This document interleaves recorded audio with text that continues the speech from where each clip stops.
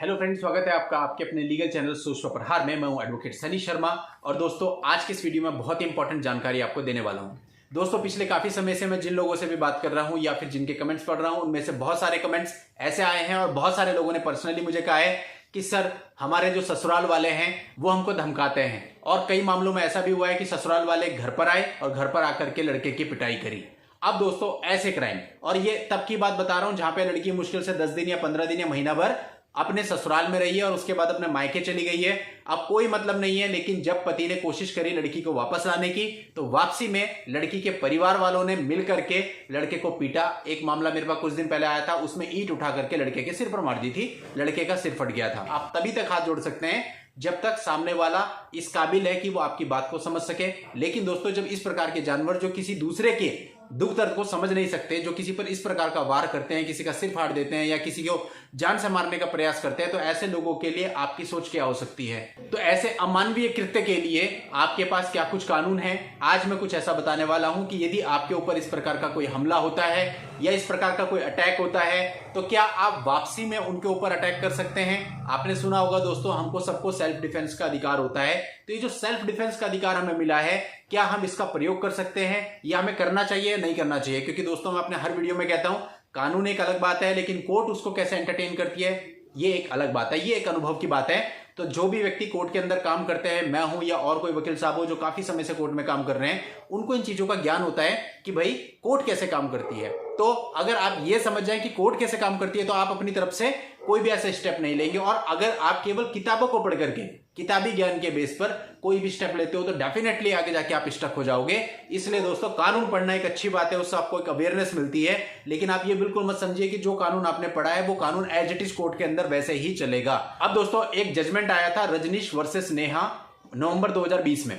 अब नवंबर 2020 में जब वो जजमेंट आया उस पर हजारों वीडियो बने थे कि अब मेंटेनेंस लेना आसान नहीं होगा। ये टाइटल था अधिकतर सारी वीडियोज का कि अब पत्नी के लिए मेंटेनेंस लेना आसान नहीं होगा।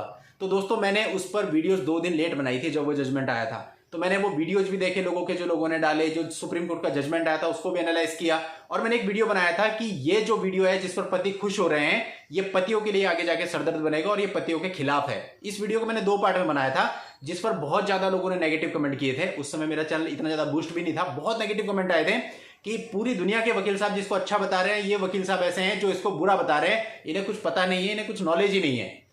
लेकिन दोस्तों कुछ समय के बाद, 1 महीने बाद, 2 महीने बाद, जब वो प्रैक्टिकली कोर्ट में इंप्लीमेंट हो गया जजमेंट और चलने लगा और कोर्ट उसको प्रैक्टिस में लेने लगी और कोर्ट अब उस जजमेंट के अनुसार फैसले सुना रही है, तो सारे पति उससे प्रताड़ित हैं। क्योंकि पति की एसेट्स और लायबिलिटी सब शो करनी पड़ती है। पति के नाम पर अगर कोई घर है, 2 घर है तो दोनों घर दिखाता है, और पति को अपनी प्रॉपर्टियां उठा उठा के दूसरों के नाम पे ट्रांसफर करनी पड़ रही है, उसमें दुनिया भर का पैसा बर्बाद हो रहा है, अपने बैंक बैलेंस वहां पे शो करने पड़ रहे हैं। यानी कुल मिलाकर के पति को फायदे से ज्यादा मेरे हिसाब से नुकसान हुआ। और आज अधिकतर पति जो ये कर रहे हैं वो समझ सकते हैं मेरी बात को कि उन्हें इस जजमेंट से कितना नुकसान हुआ। लेकिन आप तब के वीडियो उठा के देखेंगे नवंबर 2020 के, तो हर वीडियो आपको मिलेगा कि पतियों के लिए बहुत बड़ी खुशखबरी। और वहीं पर दोस्तों मैंने बिल्कुल अपोजिट वीडियो बनाया था जिस पर मैंने बहुत खरी खोटी सुनी है लोगों की। लेकिन दोस्तों वो सब अपना अपना एनालाइज है, मैंने उस चीज को एनालाइज किया, मुझे लगा कि ये पतियों के खिलाफ जाएगा। और आज वो समय है जब सब लोग ये मान रहे हैं कि वो जजमेंट पतियों के खिलाफ है, और पति बेचारे खुद परेशान हुए पड़े हैं कि किस तरह से वो अपनी प्रॉपर्टी को छुपाएं, किस तरह से वो अपने बैंक बैलेंस को छुपाएं, अदरवाइज उनका मेंटेनेंस बहुत ज्यादा बन जाएगा। तो क्या फायदा हुआ भाई, फायदे से ज्यादा तो आपको नुकसान हो गया। तो यही चीज मैं आपको कहना चाहता हूं कि लिखा हुआ क्या है दैट इज अनदर मैटर, आपका एनालिटिक्स क्या कहता है, आपका दिमाग क्या कहता है, और कोर्ट उस चीज को कैसे कंसीडर करती है, दैट इज अनदर मैटर। तो दोस्तों आज की इस वीडियो में मैं ये बता रहा हूं कि अगर लड़की के घर वाले आपके घर में घुसते हैं, आपके साथ मारपिटाई करते हैं, तो क्या वापस आप उनके साथ मारपिटाई कर दें तो आप बच जाएंगे। तो दोस्तों इस चीज को ध्यान से समझिएगा, यदि आके आपको कोई एक थप्पड़ मारता है तो आप अपनी सुरक्षा में वापस उसको एक थप्पड़ मार सकते हैं। अगर कोई आपको 2 थप्पड़ मारता है तो वापस आप उसको 3 थप्पड़ मार सकते हैं। लेकिन दोस्तों बात यह है कि साबित करने की जिम्मेदारी आपके ऊपर होगी कि आपने अपनी डिफेंस में उसको थप्पड़ मारा है। क्योंकि अब देखिए दोस्तों, जैसे आपने उनको थप्पड़ मारा तो वो सीधा पुलिस स्टेशन जाएंगे कि उस आदमी ने हमें थप्पड़ मारा, आप भी पुलिस स्टेशन जाओगे क्योंकि आपको भी उन लोगों ने मारा है, तो दोनों ही तरफ से एफआईआर दर्ज हो जाएंगी। अब ऐसा बिल्कुल नहीं होना चाहिए कि उनकी तो एफआईआर दर्ज हो गई और आपकी नहीं हुई, ऐसा हो गया तो फिर आप मुसीबत में फंस जाएंगे। दोनों ही एफआईआर दर्ज होनी चाहिए, तभी मामला इक्वल आएगा। दूसरी बात दोस्तों, अब कई लोग ये पूछते हैं कि क्या सेल्फ डिफेंस का हम यूज करेंगे तो पुलिस हमें गिरफ्तार कर सकती है या गिरफ्तार नहीं कर सकती, क्योंकि हमने तो सेल्फ डिफेंस में मारा है।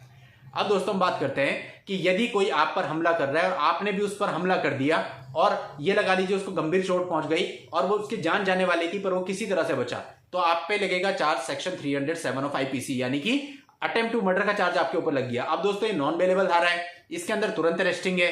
तो आप ये बिल्कुल मत समझिएगा कि आपने अपने डिफेंस में मार दिया तो आपकी अरेस्टिंग नहीं होगी, आपकी अरेस्टिंग तुरंत होगी। इसी तरह से दोस्तों अपने डिफेंस में यदि आप किसी आदमी को जान से मार देते हैं तो 302 मर्डर की धारा आप पे लगी, उस केस में भी आपकी अरेस्टिंग तुरंत होगी। तो ये गलतफहमी अपने दिमाग से निकाल दें। कई लोग मुझे कानून सिखाते हैं नीचे आकर के कमेंट्स में कि ऐसा होता है ऐसा होता है, लेकिन समझना आपको है कि प्रैक्टिकल क्या है। प्राइवेट डिफेंस यानी कि सेल्फ डिफेंस का अधिकार आपको जरूर है, लेकिन यह अधिकार आपको गिरफ्तारी से किसी भी प्रकार से सुरक्षित नहीं करता। यदि आपने 307 और 302 जैसा क्राइम कर दिया है सेल्फ डिफेंस में तो आपकी गिरफ्तारी तुरंत होगी। आप कोर्ट में जाएंगे, मुकदमा दर्ज होगा, मुकदमा बिल्कुल वैसे ही चलेगा। उस मुकदमे में आपको साबित करना पड़ेगा कि आपने सेल्फ डिफेंस में मारा था, और जब उसका जजमेंट होगा वहां अगर कोर्ट ये मानती है कि आपने सेल्फ डिफेंस में मारा था तो आपको छोड़ दिया जाएगा, और कोर्ट को लगता है कि आप झूठ कह रहे हैं तो आपको सजा होगी। तो इसलिए जो सेल्फ डिफेंस का अधिकार है इसको लेकर के बहुत लोगों के मन में गलतफहमी है कि भाई हमारे पास तो सेल्फ डिफेंस का अधिकार होता है, उसमें कुछ भी कर सकते हैं। कर सकते हो, लेकिन आपको कोई राहत नहीं मिलेगी गिरफ्तारी से। गिरफ्तारी आपकी तब भी होगी, मुकदमा आप पे तब भी चलेगा, और अगर आप साबित नहीं कर पाए तो आपको कन्विक्शन भी होगा। इसलिए दोस्तों अपने को ध्यान में रखना है। साथ ही साथ सेल्फ डिफेंस में कंडीशन भी दी गई है कि आप केवल उतना ही सेल्फ डिफेंस यूज कर सकते हो जितना की जरूरी हो। फॉर एग्जाम्पल, लड़की के भाई ने आपके साथ गाली गलौज करी, बदले में आपने उसे 4 थप्पड़ मार दिए, ऐसा नहीं चलेगा।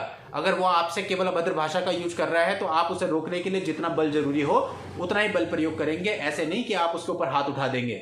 इसी तरह से कोई आपको साधारण मारपीट आपके साथ करता है, धक्का मुक्की करता है, तो आप भी वापसी में केवल धक्का मुक्की ही कर सकते हो। ऐसा नहीं है कि आप उसे जान से मारने का प्रयास कर देंगे।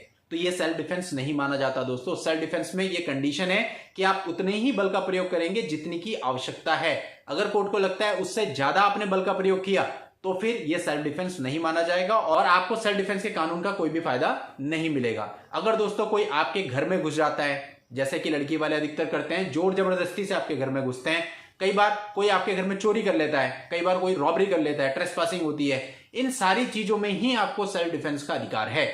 लेकिन दोस्तों साबित करने की जिम्मेदारी आपके ऊपर है। आप किसी पर अटैक करेंगे, किसी को मारेंगे सेल्फ डिफेंस में ही भले ही, लेकिन तब भी आपकी एफआईआर दर्ज होगी, मुकदमा भी चलेगा, सालों आप लड़ेंगे भी, उसके बाद साबित करने की जिम्मेदारी भी आपके ऊपर होगी कि आपने सेल्फ डिफेंस में वो क्राइम किया था। तभी केवल आपको सेल्फ डिफेंस का फायदा मिलेगा, अदरवाइज कोई फायदा नहीं मिलेगा और आप एक सामान्य मुजरिम की तरह ही काउंट होंगे, सामान्य मुजरिम की तरह ही आपको सजा होगी। इसलिए दोस्तों अपनी गलतफहमी दूर कर लीजिए। लोग इस मामले में गलत तरीके से आगे बढ़ रहे हैं तो मुझे लगा इस पर एक वीडियो बनानी चाहिए। तो आप ये बिल्कुल मत समझिए कि आप किसी के साथ मार पिटाई कर लेंगे और सेल्फ डिफेंस में आप बच जाएंगे। आपको मैंने बता दिया सेल्फ डिफेंस का अधिकार कब कब और कैसे आप यूज कर सकते हो। और एक बात और, यदि आप अटैक अपनी तरफ से पहले करते हो और आप जाकर के झूठ बोलते हो पुलिस में मैंने अपने सेल्फ डिफेंस में ये अटैक किया था, तो दोस्तों ये भी नहीं चलेगा। ये तो मैं पहले ही बता चुका हूं कि अगर सेल्फ डिफेंस में भी मारा हो मुकदमा तो तब भी दर्ज होगा, लेकिन अगर आप झूठ बोल रहे हैं तो आप साबित भी नहीं कर पाओगे कल को। तो कुल मिला के बात यह है आप फंस जाओगे, इसलिए पहले से सोच के चलिए। मेरे हिसाब से जो सेल्फ डिफेंस का अधिकार है इसको बहुत लिमिटेड ही आप यूज करें तो ज्यादा अच्छा होगा। आप ये बिल्कुल मान के ना चलें कि आपके पास ये अधिकार है तो आप किसी के साथ भी मार पिटाई कर दोगे और सेल्फ डिफेंस ले लोगे, ऐसा बिल्कुल भी नहीं होगा दोस्तों। सेल्फ डिफेंस आपको तभी मिलेगा जब मुकदमा चल जाएगा और कोर्ट इस बात को मान लेगी, यानी कई सालों के बाद जब मुकदमा डिसाइड होगा तभी कोर्ट तय करेगी कि आपको उसका फायदा दिया जाना चाहिए या फिर आपको नहीं दिया जाना चाहिए। यहां पर दोस्तों माननीय सुप्रीम कोर्ट ने भी कहा है कि जो खुद से अटैक करेगा पहले उसको सेल्फ डिफेंस का कोई भी अधिकार नहीं मिलेगा। तो इसलिए किसी भी गलतफहमी में ना रहें और मेरे हिसाब से इस प्रकार की मार पिटाई, कानून को अपने हाथ में लेना, ये सब मत कीजिए। अगर कोई आपके साथ ऐसा कर रहा है तो डायरेक्टली जाकर के आप उसकी एफआईआर दर्ज करवाइए, अपना मेडिकल करवा के तुरंत पहले मेडिकल करवाइए। जब भी कोई लड़की वाला आके अगर आपको थप्पड़ भी मारता है तो आप उसका मेडिकल करवाइए और मेडिकल करवाने के बाद उसकी एफआईआर दर्ज करवाइए। ये आपका सही रास्ता होगा, बजाय कि आप हाथापाई करें या वापसी उससे लड़ने लगें। तो दोस्तों ये थी मेरी आपको आज की लीगल जानकारी। उम्मीद करता हूं ये जानकारी आपको अच्छी लगी होगी और आप इसे बाकी लोगों में भी शेयर करेंगे ताकि वहां पर भी अवेयरनेस बढ़े और किसी के साथ भी कुछ भी गलत ना हो। और दोस्तों अपनी किसी पर्सनल समस्या के लिए यदि आप मुझसे बात करना चाहते हैं उसके लिए इस वीडियो के नीचे डिस्क्रिप्शन में मेरा व्हाट्सएप नंबर दिया हुआ है, उस व्हाट्सएप नंबर पर व्हाट्सएप मैसेज करके आप अपनी अपॉइंटमेंट बुक करके मुझसे बात भी कर सकते हैं और मिल भी सकते हैं। नेक्स्ट वीडियो में नई लीगल जानकारी के साथ मैं आपसे फिर मिलता हूं, तब तक के लिए goodbye and thank you for watching, take care.